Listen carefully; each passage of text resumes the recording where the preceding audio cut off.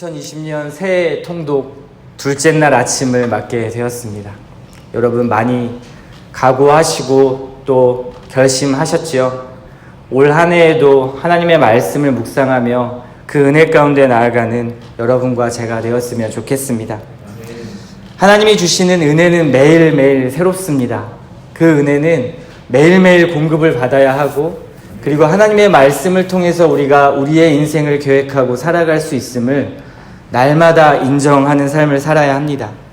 그러한 2020년이 되기를 소망합니다. 창세기 1장의 천지창조 기사는 우리가 너무나 수없이 많이 읽었던 그러한 말씀이지요. 이 말씀이 우리에게 어떠한 것을 교훈하고 싶어 할까요? 모든 것을 말씀으로 지으신 하나님을 주목해야 합니다. 이것이 가장 중요한 창세기의 내용입니다. 천지를 지으신 분은 하나님이신데 그 하나님께서 말씀으로 모든 것을 지으셨다라는 것입니다. 당시 창세기에 수신자들이 있었고요. 고대 근동의 사람들이 이 창세기를 읽었을 것입니다. 그때 당시의 사람들은 해와 달, 그리고 별, 이러한 자연을 숭배하는 일이 너무나 당연했고 그들의 우상이 되었었습니다. 특히 이 빛은 애굽의 가장 최고의 신이었죠. 그리고 그들의 나일강은 생명의 근원으로 인식되는 그러한 자연이었습니다. 이러한 그들에게 창세기가 가르치기 원하는 것은 바로 모든 피조물이 하나님의 말씀으로 지어졌고, 그리고 하나님의 말씀 안에 이 세상의 통치가 이루어진다라는 것을 보여주고 있는 것입니다. 세상의 피조물만 그럴까요? 자연만 그럴까요? 그렇지 않습니다. 우리 자신도 하나님의 형상대로 지음받은 그러한 피조물임을 기억해야 할 것입니다. 이것을 기억하는 가장 지혜로운 길이요, 바로 하나님의 말씀을 묵상하고 읽고 듣는 그러한 일입니다. 그래서 우리 365 성경 통독이 너무나 중요한 것이죠. 하나님의 말씀을 우리가 형식적으로 반복적으로 읽는 것 같지만 사실 그 안에서 날마다 새로운 하나님의 말씀이 공급되기 때문에 그렇습니다. 그래서 그 공급된 말씀을 우리가 하나님 앞에 순복하고 그리고 순종하며 나아갈 때 하나님께서 주시는 평강과 은혜를 누리는 것입니다. 그렇게 하나님의 말씀으로 살아가야 할 하나님의 자녀들이, 그렇게 지음받은 자가 내가 스스로 만들어진 것처럼 살아간다면, 그렇게 행동한다라는 것은 오늘 본문 창세기 2장 17절의 결과가 나타납니다. 그 말씀이 이렇습니다. 선악을 알게 하는 나무의 열매는 먹지 말라. 네가 먹는 날에는 반드시 죽으리라 하시니라. 내가 스스로 만들어진 것처럼, 내가 스스로 창조된 것처럼 그렇게 살아가는 자들은 결국 반드시 죽는 그런 죽음의 결과를 맞게 될 것입니다. 하나님의 자리에 섰던 이 아담과 하와는 그렇게 하나님이 만드신 낙원에서 쫓겨나게 되지요. 생육하고 번성하고 다스려야 할 그 하나님의 대리 통치자의 역할, 그 대리 통치자의 소명을 바르게 감당할 모든 힘을 잃어버리고 말았습니다. 결국 그들에게 남겨진 것은 쫓겨나는 일, 그리고 죄악으로 가득 찬 모습이었습니다. 그와 동시에 이 땅은, 이 세상은 도저히 바르게 설 수 없는 그런 저주가 임하게 된 것이죠. 세상과 인간, 그리고 모든 자연 만물은 소망이 없어졌습니다. 3장 15절에서 하나님께서는 그런 우리에게 은혜의 말씀을 기록하십니다. 여기서 3장 15절에서 하나님은 여인의 후손이 뱀의 머리를 부술 것을 약속하십니다. 여인의 후손이 뱀의 머리를 부술 것이다. 여기서 뱀은 무엇을 의미할까요? 사탄을 의미합니다. 여인의 후손은 예수 그리스도를 의미하시죠. 이제는 사탄의 속박 가운데 있던 우리 인간이, 그리고 사탄의 속박 가운데 있던 모든 자연 만물이 이제는 예수 그리스도를 통해서 회복되고 바르게 될 것이다 라는 그 말씀을 아담과 하와의 죄악과 동시에 하나님은 우리에게 은혜를 베푸시는 말씀을 허락하십니다. 또 3장 21절에 보니까요, 하나님은 아담과 하와를 위해서 가죽옷을 지어 입히시죠. 왜 가죽옷이었을까요? 그리고 이 가죽옷이 무엇을 의미합니까? 죄의 문제를 해결하기 위해서 동물의 희생제사, 그리고 더 나아가서는 영원한 속죄의 예수 그리스도의 십자가를 지실 그 예수 그리스도를 예표하는 것입니다. 우리에게는 죄악과 동시에 하나님의 은혜가 주어졌습니다. 사실 우리는 그것을 깨닫지 못하고 늘 죄악 가운데서 허덕이고만 살아가지만 하나님께서는 이미 우리에게 은혜를 베푸신 것이죠. 우리를 심판하시려고, 우리를 죄악 가운데 두시려고 아담에게 선악과를 먹게 하신 것이 아닙니다. 하나님의 은혜는 창조 때부터, 만세 전부터 우리에게 시작되었고, 우리가 그것을 의지하며 나아갈 때 그것이 우리의 가장 큰 소망이 되는 것입니다. 우리는 바른 땅, 그리고 완전한 세상, 그러한 곳에서 살아가는 것이 아니라 타락하고 죄악으로 물든 그 땅에서 살아가고 있습니다. 그리고 우리도 여전히 죄인이죠. 나 자신 또한 아담과 같이 죄악으로 크게 물들어 있고, 어쩌면 아담보다도 더 큰 죄들을 수없이 매일매일 지으며 살아가고 있기도 합니다. 이 결과가 바로 쫓겨남과 저주였다라는 것을 우리는 앞에서 보았습니다. 그러나 보십시오. 오늘 말씀처럼 하나님은 죄 가운데 있는 가운데서도 은혜를 베푸시고 창조의 회복, 새 창조의 기대를 우리에게 열어주셨습니다. 창세기 1장부터 3장까지는 창조의 기사와 타락의 기사, 그리고 다시 우리에게 회복하실 것을, 그러한 약속을 하시는 것을 우리는 주목하여 보아야 합니다. 우리는 창세기 초반에 허탈한 아담의 죄악을 보면서 매우 답답하게 여겼을 것입니다. 나라면 절대 그 선악과를 따먹지 않았을 텐데. 그러한 우리의 모습을 보면, 그리고 더 깊이 우리의 내면을 보면 그 선악과를 따먹는 일보다 더 많이 하나님을 배신하고 살아갑니다. 순간순간 죄라는 것을 알면서도 선악과 한 개뿐만 아니라 선악과 나무 전체를 베어서 소유하려는 그러한 모습, 또는 반대로 나는 하나님 앞에 이 정도면 괜찮다고 의롭다고 여기는 바리새인과 같은 모습도 내 한구석에 있을 것입니다. 이 죄악은 그의 자손에게도 여실히 보여지게 되는데요. 그의 첫 번째 모습이 가인입니다. 하나님께서 받지 않으시는 제사를 드린 그는 결국 동생 아벨을 죽이고 말지요. 이것이 4장의 내용인데요. 4장 5절의 말씀처럼 가인과 그의 재물은 받지 않으셨습니다. 재물만 안 받으신 것이 아니라요, 가인도 안 받으셨습니다. 재물뿐만 아니라 그 자신도 드려져야 했던 그 가인, 그는 자신도 하나님 앞에 드려져야만 했지만 하나님은 가인을 받지 않으셨습니다. 왜 그러셨을까요? 그가 하나님께 바쳐진 재물과 같은 그러한 사람이었다면 하나님이 그의 제사를 받지 않으셨을 때 분하며 안색이 변하는 일은 없었을 것입니다.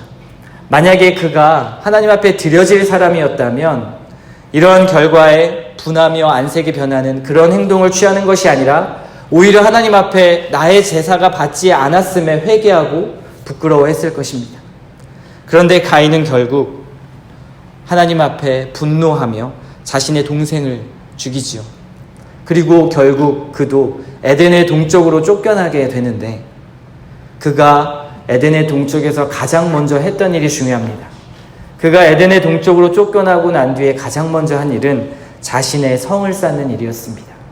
거기서 하나님을 먼저 예배하고 찾는 것이 아니라 자신의 성 쌓기에 먼저 주목했다라는 것이지요. 우리 또한 그렇지 않습니까? 나의 인생의 우선은 하나님과 교제하는 일보단 나의 성을 쌓아가는 일에 더 힘을 내며 더 분투하며 살아가지 않습니까? 또 그 목표를 가지고 어쩌면 우리가 이 자리에 있는 것이 아닙니까? 하나님과 교제하는 것이 우선이 아니라 2020년 나의 한 해와 목표, 나의 꿈을 이루기 위해서 어쩌면 하나님을 이용하고 있지는 않습니까? 우리의 오류가 참 많습니다.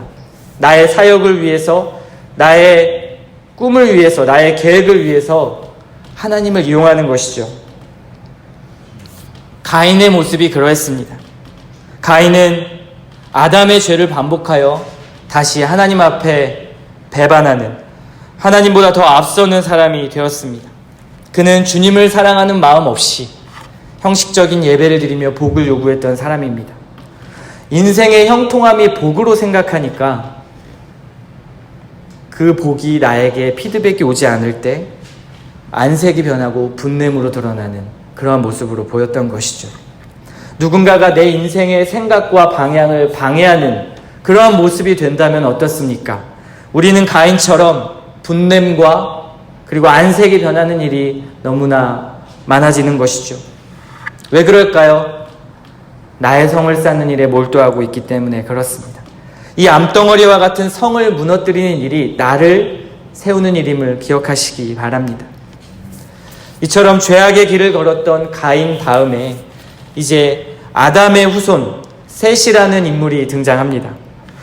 아담의 또 다른 혈통이 시작되는 것이죠. 아벨은 죽었고요. 가인은 쫓겨났습니다. 그리고 이제 아담은 다시 셋이라는 인물을 낳게 되는데요. 5장에 보면 이렇게 아담의 계보가 쭉 이어지는 것을 볼 수가 있습니다. 특징적인 것은 죽었더라 라는 단어가 8번이나 등장한다는 것입니다. 계보 속에 누구는 죽었더라, 누구는 죽었더라. 근데 마태복음에 보면 재밌는 것은 마태복음의 계보에서는 나았더라 라는 기록만 있습니다. 죽었더라는 기록은 없고요. 나았더라 라는 기록만 있습니다. 죽음과 생명의 정확한 대조가 이루어지는 것이 바로 보여주는 것이 성경의 놀라운 표현입니다. 아담은 죽음을 가져온 자이지만 예수 그리스도의 계보, 마태복음에서의 계보는 생명을 가져오는 계보입니다. 너무나 분명하지요. 그리고 나서 창세기 6장에서는 결국 가인의 두 혈통의 갈래였던 2절에서 표현하는 하나님의 아들들과 사람의 딸들이 섞여 결혼했다라는 말이 나옵니다. 두 족속이 섞임으로 하나님의 심판의 전조가 시작된 것이지요. 죄악된 가인의 혈통, 그리고 경건한 셋이라는 그 혈통이 섞여버린 것입니다. 하나님은 이 두 혈통의 섞임과 동시에 분노하셨고 하나님은 이들을 심판하실 전조를 보이시게 됩니다. 아담의 또 다른 아들 셋의 혈통이 왜 경건한 근거가 있는 것일까요? 왜 하나님께서는 그들을 거룩한 사람들로 생각하셨을까요? 4장 26절에 보면 그 근거가 나옵니다. 셋의 아들 에노스 때부터 사람들이 비로소 여호와의 이름을 불렀더라 라고 말씀하고 있습니다. 특히 이 에노스라는 이름, 셋의 아들 에노스라는 이름 자체가요, 약함이란 뜻입니다. 약하고 부족하다고 느낀 그들이 더욱 여호와의 이름을 불렀던 것이죠. 하나님을 의지한다라는 것, 곧 나의 약함과 무력함을 인정하는 것입니다. 그때부터 여호와의 이름을 부를 수 있게 되는 것이죠. 그렇게 경건과 거룩이 혼합하여 타락해가는 모습, 그것이 하나님 보시기에 6장 5절과 6절에 이렇게 말씀하십니다. 사람의 죄악이 세상에 가득함과 그의 마음으로 생각하는 모든 계획이 항상 악할 뿐임을 아시고 땅 위에 사람 지으셨음을 한탄하사 마음에 근심하시고. 하나님은 결국 온 세상을 쓸어버리시기로 결정하십니다. 그리고 그 가운데서 노아는 은혜를 입게 되는 것이죠. 그는 하나님의 은혜를 아는 자였고요. 하나님이 왕이시며 이 세상을 다스리는 자라는 것을 알았습니다. 창조주라는 것을 알았습니다. 어떻게 우리는 알 수 있을까요? 노아가 은혜에 입었고 노아가 경건한 자였다라는 것을요. 바로 방주를 지으라는 명령 가운데 그 노아는 그 명령을 성실하게 준행합니다. 그리고 하나님과 동행했다라고 기록합니다. 모든 사람들이 아마 방주를 지을 때 미쳤다고 이야기했겠죠. 이 세상 돌아가는 것처럼 시집가고 장가가는 일이 그들에게는 우선이고요. 그리고 내 성 쌓는 일에 몰두하며 살아가는 그 가치관이 너무나 당연한 그러한 일들이었지만 노아는 그것을 뒤로하고 사람들이 생각하는 그 미친 짓, 바로 방주를 짓는 일을 했던 것입니다. 모든 사람들이 등 돌리는 하나님의 말씀에 귀를 기울였던 그 노아는 바로 하나님의 말씀에 순종하는 자, 준행하는 자였던 것입니다. 우리 모두에게 이러한 은혜가 있기를 소원합니다. 말씀의 능력, 빛이 있으라 하실 때에 빛이 있는 능력을 우리는 말씀을 보았습니다. 그럼에도 그 말씀을 불순종하는 그러한 사람들은 아담과 같고 가인과 같은 것이고 내 성을 쌓는 일에 몰두하는 사람과 같습니다. 우리는 오늘 이 말씀을 주목해야 합니다. 새해의 첫 시작과 성경의 첫 시작을 대하는, 그리고 우리가 새해를 시작하는 우리들이 깨달아야 할 것이 바로 여기에 있습니다. 하나님께서 천지를 창조하신 바로 그 통치자라는 것, 우주의 주권자라는 것, 그리고 온 세상을 운영하시는 분이라는 것을 우리는 마음속에 깊이 새겨야 할 것입니다. 하나님을 배제하고 그리고 외면하고 무시한 채 인생을 계획하는 일, 이제 우리 새해 첫날이라 여러 계획들과 그리고 플랜들이 있으시잖아요. 그 가운데 하나님을 외면하고 하나님이 우선순위 되지 않는 그런 계획들은 오늘 말씀을 보니까요, 결국에는 자기 성 쌓는 일을 더 많이 하게 되고요, 그리고 하나님의 저주와 심판이 임한 것을 볼 수 있게 됩니다. 그러나 하나님의 은혜를 입고 나의 연약함을 인정하고 창조주 하나님 앞에 순종으로 나아가는 이 자들은, 노아와 같은 자들은 주께서 구원의 은혜, 창조의 회복, 그리고 새 창조의 은혜를 허락하신다는 것을 이 방주의 사건을 통해 보게 됩니다. 우리의 소망과 계획은 바로 하늘로부터 오는 것이고요, 그리고 우리의 기대와 우리의 소망은 또한 하늘을 향하는 것입니다. 바르지 못한 세상, 희망이 없어 보이는 이 세상, 죽음이 허망함으로 다가오는 우리에게 생수와 같은 은혜는 바로 하늘을 바라보는, 저 높은 곳을 향하여 바라보는 그러한 눈인 것입니다.